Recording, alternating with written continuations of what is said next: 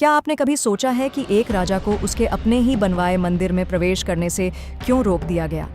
पवित्र पुरी धाम का यह रहस्य आपको हैरान कर देगा।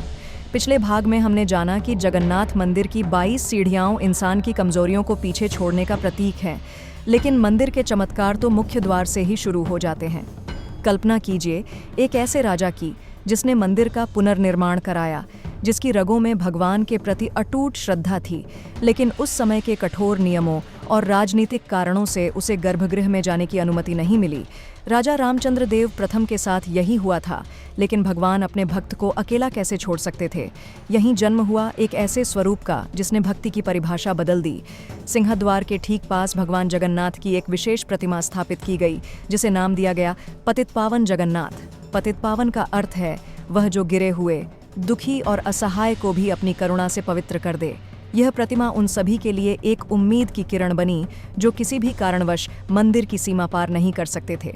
आज भी जब आप सिंहद्वार पर खड़े होते हैं तो सबसे पहले आपके सामने यही दिव्य स्वरूप आता है। यह वह स्थान है जहां ऊंच नीच, जात पात और अमीरी गरीबी की सारी दीवारें गिर जाती हैं। यहाँ भगवान खुद चलकर अपने भक्तों से मिलने आते हैं।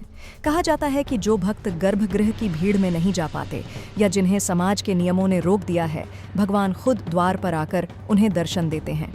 दूर दराज के गांवों से आए गरीब भक्त जब अपनी नम आंखों से पतितपावन को निहारते हैं तो उनकी हर प्रार्थना बिना किसी रुकावट के सीधे भगवान के कानों तक पहुंचती है।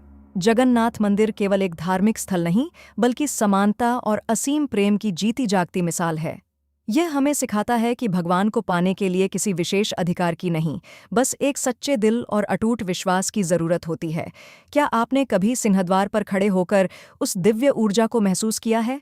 अगर आप भी मानते हैं कि भगवान जगन्नाथ हर भक्त की पुकार सुनते हैं और उनकी करुणा सबके लिए समान है, तो अपनी श्रद्धा के साथ कमेंट में जय जगन्नाथ जरूर लिखें।